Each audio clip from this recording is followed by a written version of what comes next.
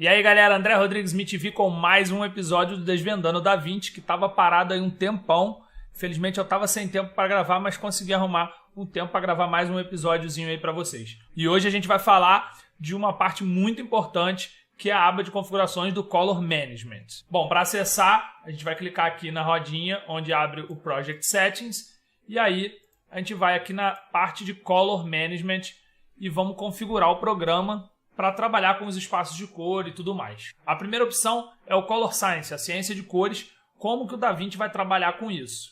Então você tem 4 opções, que é o DaVinci YRGB, o DaVinci YRGB Color Managed, que ele vai te dar mais opções para você poder fazer esse controle, o ACES CC e o ACES CCT, que é para quem vai trabalhar com ACES, que não é o caso da gigante maioria. A grande maioria vai trabalhar com o DaVinci YRGB, ou o Color Managed, se você tiver um pouco mais de conhecimento. Mas, no geral, você pode deixar em DaVinci YRGB, que você já vai estar muito bem. Como eu já falei, eu não vou tratar de ACES aqui no Desvendando DaVinci. Talvez lá no final a gente fale do ACES.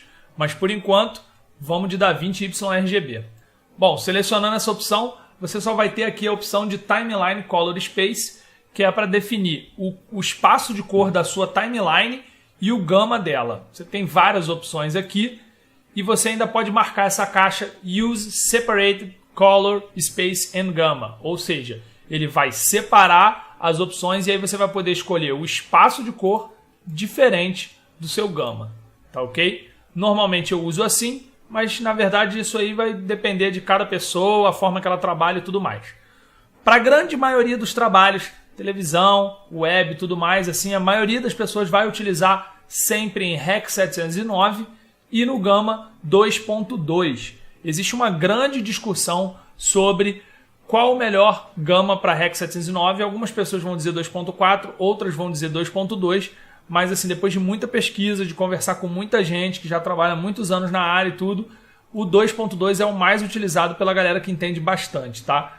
Então eu prefiro trabalhar com 2.2, vai ter gente que vai preferir 2.4. Mas é claro que você tem aqui centenas de opções de espaço de cor aqui, dependendo talvez da câmera que você for usar, pode te ajudar a trabalhar, tá? Lembrando que esse espaço de cor é da sua timeline. Selecionando a opção DaVinci YRGB Color Managed, ele vai te permitir configurar mais algumas coisas. O Input Color Space, que seria o espaço de cor de entrada de tudo que está ali no seu Media Pool. O Color Space da timeline. E o Output Color Space, ou seja, o espaço de cor que vai ser utilizado na hora de você entregar o produto final, na hora que ele exportar o produto final. Então ele vai trocar o espaço de cor para aquele que você determinou no Output Color Space. Timeline to Output Tone Mapping vai te ajudar quando você tem clipes com um espaço de cor diferente da sua timeline, ou seja, quando a sua timeline vai ter um espaço de cor muito maior, né, ou muito menor, um Dynamic Range bem diferente, e aí você vai usar essa opção para poder te ajudar a conformar os clipes nessa timeline. Você tem algumas opções. Simple, que vai fazer apenas uma curva, vai aplicar uma curva na timeline para fazer o aumento ou a diminuição dos highlights e dos shadows, para poder conformar isso, sendo que ele só vai trabalhar até entre 5.500 e 100 nits. Ou seja, se você estiver trabalhando com HDR com mais de 5.500 nits, isso pode te dar um problema aí e você não conseguir fazer o conforme direitinho. Já em Luminance Mapping, a curva é configurável, digamos assim. Vai ficar dependendo de você fazer esse controle. Max Timeline Luminance é para você setar o máximo de luminosidade em nits aí da sua timeline, sendo que se você altera, por exemplo, aqui o seu Gamma aqui, ó, se eu trocar aqui, ele vai trocar automaticamente já aqui para o máximo que seria daquele Gamma ali, tá ok? Timeline to Output Gamut Mapping é para quando você tem clipes com um gamut muito diferente, mais largo ou mais curto, né, maior ou menor do que a sua timeline. Com ele você consegue controlar a saturação para ela ficar mais natural, os níveis máximos e mínimos, a partir de que momento ele vai tratar aquela imagem para diminuir o valor dela e trazer para o espaço mais correto. Para isso você tem que marcar a opção, né, Saturation Map, e controlar aqui os valores. Saturation Knee vai setar o início de onde vai começar esse mapeamento, onde ele vai começar a fazer a curva, né, o joelho, que chama o knee, para fazer essa correção. E a partir desse ponto, que tudo que estiver acima desse nível vai ser regulado de acordo com o que você setar no Saturation Max aqui, e ele vai fazer essa curva. Bom, falei tudo isso, mas no geral, galera, eu não uso isso, tá? Vai ser muito raro as situações que você vai precisar usar isso. Em geral, você vai usar o DaVinci YRGB mesmo e só setar aqui o seu espaço de cor e gama. No segundo grupo aqui da aba Color Management, a gente tem o Lookup Tables, que são diversas formas de você trabalhar com os LUTs, tanto no input quanto no output, como no monitoramento e tudo mais. Como que funciona isso aqui? Primeiro a gente precisa ir aqui no manual e entender como o DaVinci trabalha a sua imagem, a ordem que ele trabalha. Então você tem a sua imagem bruta, que entra no DaVinci e é decodificada. E aí você tem a primeira aplicação, que é o Input LUT. Ou seja, o que você setar aqui, como 3D Input LUT ou 1D Input LUT, você vai ter aplicado ao seu vídeo. Assim que você importou ele já vai vir para a sua master, para o seu Media Pool, com aquele LUT já aplicado nele. Quando você jogar ele na timeline, ele já tem um LUT aplicado nele, entendeu? Aí, depois disso, vai entrar a Color Page Image Processing, ou seja, tudo que você fizer aqui na aba Color entra nesse processo. E aí vem o Output LUT, ou seja, aí entra o segundo LUT que você setar aqui. Se você setar nessa aba, nesse menu aqui, um LUT, depois de tudo que você tratou, ele vai aplicar esse LUT, ou seja, na ordem, certo? E aí, por fim, você tem ou a saída, vai entregar exatamente como você colocou o input, processou as cores ali na aba Color e mais o output que você setou, e aí ele entrega.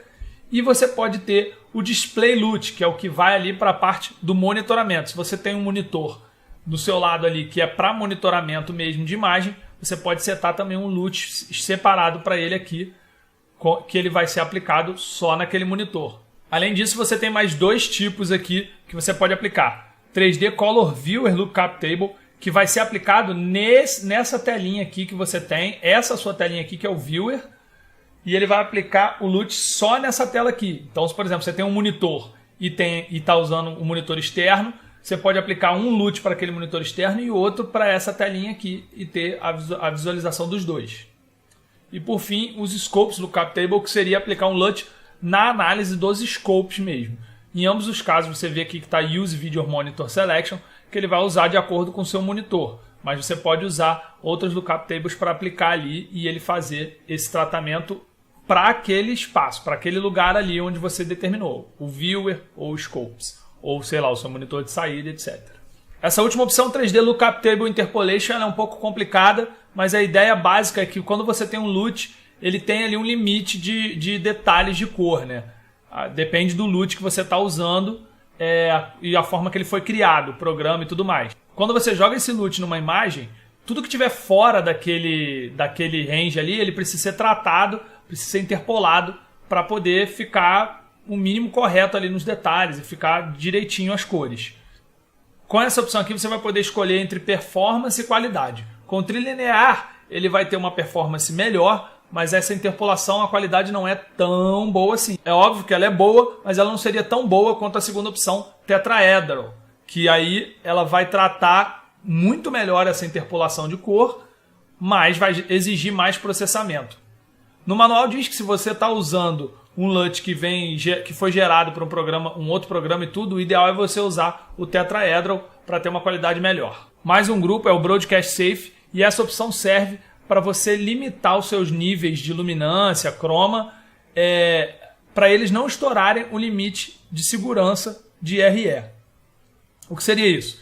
Por exemplo, não ficar estourado uma luminância ou a cor não ficar estourada, não passar dos limites. E você pode setar em 3 níveis diferentes, menos 20, menos 120, menos 10, menos 110 e de 0 a 100. E aí você pode ativar ele, que é o Make Broadcast Safe, ou seja, tudo que passar desses limites, ou seja, tudo que estiver acima desses limites que você setou ali, ele vai automaticamente puxar para baixo para manter naquele limite ali, entendeu? Se você gravou alguma coisa acima, saturado demais, ele vai puxar para baixo para ficar ali dentro do Broadcast Safe. Bom, o Broadcast Safe por si só, ele não trabalha muito bem. Por quê? Imagina que você estourou lá o limite da sua imagem na saturação ou na luminância acima de 100 lá, e você colocou ali para ele puxar tudo que estiver acima de 100 ele puxar para o limite do broadcast. O que ele vai fazer? Ele vai comprimir tudo aquilo ali e vai ficar aquela imagem, aquele highlight totalmente comprimido, ou nas sombras, tudo que estiver muito abaixo de 0, ele vai puxar e vai comprimir. Vai ficar tudo extremamente comprimido ali e isso pode gerar um visual bem feio. Então, para resolver um pouco isso, tem essa segunda opção, que é o Generate Soft Clip LUT. Então, o que isso aqui vai fazer? Ele vai gerar um LUT que, ao invés de você puxar tudo que tiver acima de 100 para 100 e comprimir completamente, não, ele vai fazer um movimento, ele vai trazer tudo de forma gradual, gerando uma curva, como se fosse uma S-curve, fazendo ali um soft no clipe, não vai ficar aquela coisa comprimida. Como que funciona? Primeiro você escolhe o tipo de LUT, né? Normalmente faz com 3D. Se você quiser gerar ele baseado em algum outro LUT, ou seja, ele vai somar o outro LUT com esse que você está criando ali e vai gerar uma coisa só. Por quê? Porque você, depois de criar esse soft clip, você tem que aplicar ele aqui no output, para você ter ele funcionando lá como broadcast safe. Então, se você quiser usar um output, vamos supor que você já tivesse um aqui setado no output e você quer usar ele com o soft. Então você vai juntar os dois, você vai escolher ele aqui, o que você está usando lá, vai gerar o soft e vai importar aqui o soft. Bom, supondo que você não vai usar nenhum LUT ali no output, você vai deixar em no LUT e aí você vai setar as opções. Primeiro o máximo e o mínimo aqui que você quer de video level para ficar safe. E aqui em porcentagem, o quanto você quer que seja essa curva. Sendo 0, ele vai ser bem agressivo. Sendo 100, ele vai ser o mais soft possível. Vai gerar, por exemplo, se fosse nos highlights. Se você sem esse soft clip, ele faria um highlight completamente comprimido de tudo que passasse dos limites do broadcast. Se você usar essa opção do soft clip e gerar ali com 100%, 50%, 80%, ele vai gerar um highlight, a parte que estiver estourada, que estiver passando do broadcast, vai ficar uma coisa mais blur, assim, mais soft.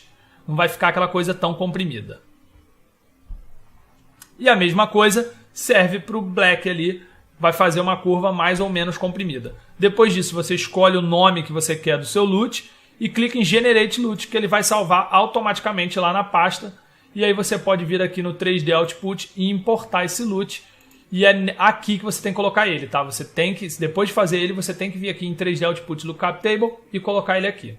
Por último, essa opção Generate LUT from Analyzed Pattern seria mais ou menos como você pegar já uma imagem que já tem um LUT aplicado e ler ela para gerar um LUT com base nela. Só que isso aí não funciona tão bem assim. Ele pode confundir algumas coisas, alguns efeitos. Por exemplo, se você está trazendo essa imagem de um outro programa, que foi tratado em outro programa e quer gerar um LUT com base nela, ele pode acabar interpretando coisas que o outro programa fez de forma errada e não gerar um LUT perfeitinho daquilo. Então, assim, na maioria dos casos você não vai usar essa opção aqui.